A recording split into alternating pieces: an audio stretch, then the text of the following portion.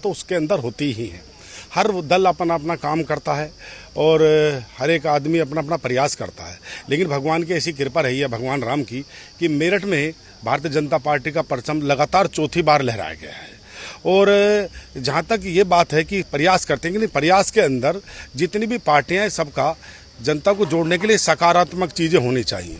उसके अंदर बड़ी नकारात्मकता देखी गई दूसरे दलों के द्वारा, जिसके कारण भी जनता में उनके प्रति अविश्वास गया और उसी के कारण से वो सब एक तरफ हुए और हमारे आदरणीय अरुण गोविल जी विजयी हुए। अच्छा, ये क्या कहना चाहेंगे कि ये राम की छवि की जीत है या भाजपा के विकास की जीत है? देखिए बहन जी, जब भी कोई प्रत्याशी को भारतीय जनता पार्टी या कोई भी दल मैदान में उतारता है तो उसकी खुद की भी छवि होती है, और भाजपा की तो छवि है ही, भाजपा तो हमारी माँ है। तो उसके बाद जो है फिर एक साथ मिलकर पूरा बनता है, और वो भारतीय जनता पार्टी का एक तरह से आप समझिए कि हमारा जो सिंबल है वो आदरणीय अरुण गोविल जी थे। अच्छा, ये क्या बहुत चुनौतीपूर्ण थी? अगर आसपास के जिलों में देखें तो बड़े बड़े दिग्गज पिछड़ गए हैं।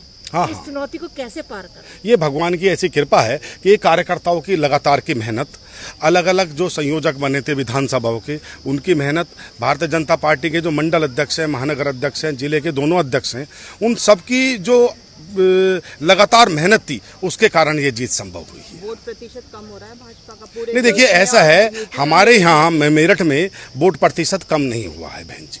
हमारे यहाँ वोट प्रतिशत जितना पहले था उतना ही हुआ है लगभग। आपको लगता है कि भाजपा को मेरठ में काम करने की जरूरत है? अगर कैंट ना होता तो देखिए बहन जी, पहले भी क्या है कि पिछले चुनावों में भी लगातार चौथी बार हमने ये जीत का परचम लहराया है। कभी हम यहाँ पर 40-50 हज़ार से जीते हैं, तो कभी हम 4,700 से भी जीते हैं, तो कभी 2,32,000 से भी जीते हैं। कई बार क्या होता है कि जो दूसरे दल हैं वो कई बार आमने सामने की जब टक्कर हो जाती है तो उसके लिए कम बढ़ती हो जाती है, लेकिन जनता का विश्वास तो अंततः भाजपा की ओर ही गया है। देखिए, मैं आप सभी का धन्यवाद करते हुए सबसे पहले ये लोकतंत्र का महापर्व आप सभी के सहयोग से सफलता के साथ आगे बढ़ा है। जब आप कह रही हैं कि मेरठ में बड़ी कठिनता से, देखिए मेरठ की जिस तरह के समीकरण हैं, उन समीकरणों को देखते हुए और जिस तरह से विपक्ष ने षड्यंत्र किया और विपक्ष ने एक भ्रम फैलाने का काम किया, उस भ्रम को हम लोग को स्पष्ट करना चाहिए था। जैसे उन्होंने कहा कि संविधान बदल देंगे, आरक्षण ख़त्म कर देंगे, उस विषय को हम लोग और स्पष्ट कर सकते थे, वो कर नहीं पाए। इस वजह से हम लोगों को थोड़ी सी निराशा है। और मेरठ की हॉट सीट थी, इस हॉट सीट पे कितनी चुनौती का सामना करना पड़ा है? क्योंकि देखे बड़े बड़े दिग्गज जो हैं, जो क्षेत्र में रहते थे, वो परास्त हो गए, लेकिन मेरठ की इस चुनौती को भाजपा की टीम ने कैसे पार किया है? देखिए, मैं धन्यवाद देना चाहूँगा विशेष रूप से अरुण गोविल जी का, जो हमारे यहाँ के सांसद बने।